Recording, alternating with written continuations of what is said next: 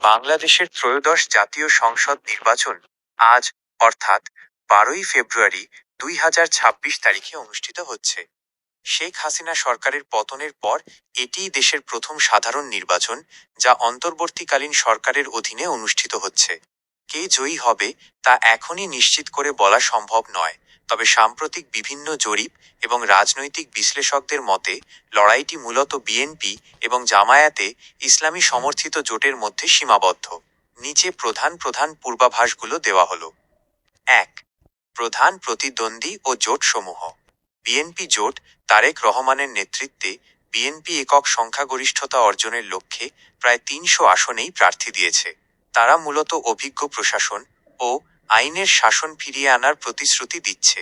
11 দলীয় জোট জামায়াত ও এনসিপি ডা শফিকুর রহমানের নেতৃত্বে জামায়াতে ইসলামী একটি শক্তিশালী অবস্থান তৈরি করেছে।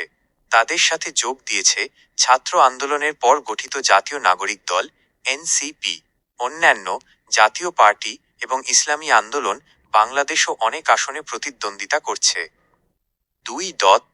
জনমত জরিপের ফলাফল। নির্বাচনের ঠিক আগে বেশ কিছু সংস্থা জরিপ চালিয়েছে, যার ফলাফল অনুযায়ী কোনো কোনো ক্ষেত্রে বিএনপি আবার কোনো ক্ষেত্রে হাড্ডাহাড্ডি লড়াইয়ের আভাস পাওয়া গেছে। ইমিনেন্স অ্যাসোসিয়েটস ইএএসডি তাদের জরিপ অনুযায়ী বিএনপি জোট 208টি আসন পেয়ে নিরঙ্কুশ জয় পেতে পারে। আইআইএলডি এই সংস্থাটি অত্যন্ত হাড্ডাহাড্ডি লড়াইয়ের পূর্বাভাস দিয়েছে। তাদের মতে জামায়াত নেতৃত্বাধীন জোট 105টি আসনে এবং বিএনপি জোট 101টি আসনে এগিয়ে আছে। বাকি আসনগুলোতে যে কোনো কিছু হতে পারে।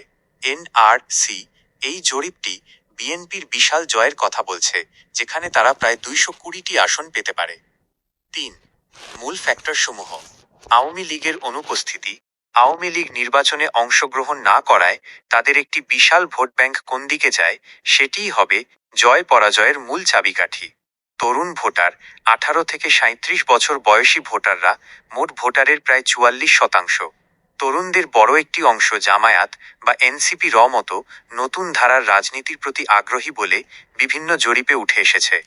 পরিশেষে মাঠ পর্যায়ের বাস্তব চিত্র এবং ভোটারদের চূড়ান্ত রায় আজ ব্যালটের মাধ্যমেই নির্ধারিত হবে। আজ দিনের শেষে বা কাল নাগাদ প্রাথমিক ফলাফলগুলো আসতে শুরু করলে প্রকৃত চিত্র পরিষ্কার হবে।